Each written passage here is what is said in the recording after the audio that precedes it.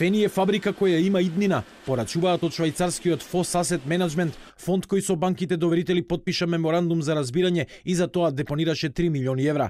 Преку соопштение, од фондот ветуваат дека ниту еден вработен нема да биде отпуштен, а на долг рок планираат ангажирање нови работници.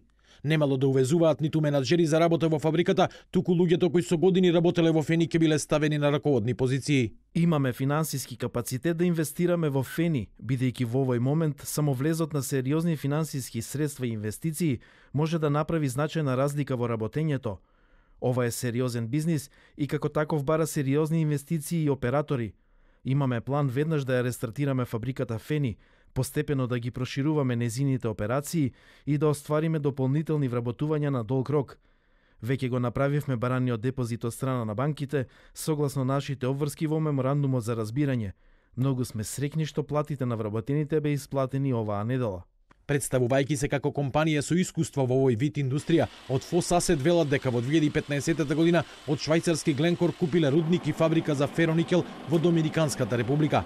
Инаку кај нас Гленкор е познат по тоа што беше собственик на Велешка топилница. Затоа кој е швајцарскиот фонд, копијата ги вкрстија бугарски Енекот и банките доверители. Те се швајцарски фонд през офшорка, през трета офшорка и там не се знае всушност кој стои одзад. Го проверивме, се работи за исклучително сериозна институција, за сериозен фонд, за кој што стојат пред се институционални инвеститори, кој што управува од прилика околу 1 милиарда долари капитал.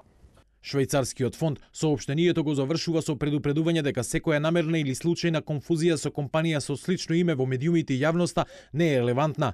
Неколку советодавни финансиски институции на своите веб страници, како предупредување до инвеститорите, ставиле компанија со исто име како и швајцарскиот фонд.